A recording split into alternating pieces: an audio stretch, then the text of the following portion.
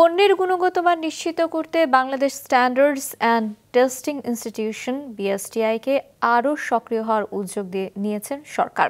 বাড়ানো হবে বিএসটিআইয়ের সক্ষমতা এবং লোকবল।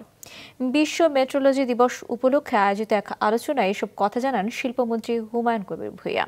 অনুষ্ঠানে বক্তারা বলেন, বিশ্ববাজারে প্রতিযোগিতায় টিকে থাকতে হলে মানসম্মত পণ্য রপ্তানি করতে হবে। আর রপ্তানিমুখী পণ্যের মান নির্ভর করছে বিএসটিআইয়ের উপর। তাই সংস্থাটির কর্মীদের আরও বেশি সততার সঙ্গে কাজ করতে হবে। দেশের মাছ এবং ফলমূল সহ বিভিন্ন খাদ্যপণ্যে ফরমালিন কিংবা ভেজাল রোধে ভোক্তাদের সচেতন হওয়ার আহ্বান জানানো হয় অনুষ্ঠানে। এ সময় শিল্প মন্ত্রণালয়ের সিনিয়র সচিব বলেন, মানদণ্ড ঠিক থাকলে গ্রহণযোগ্যতা বাড়বে। তাগিদ দেন বিএসটিআইকে ব্যবসা বান্ধব হওয়ার। ব্যবসার পরিবেশ উন্নয়নে বিএসটিআইকে মানসম্মত এবং আধুনিক করার প্রস্তাব দেন এফবিসিসিআই সভাপতি।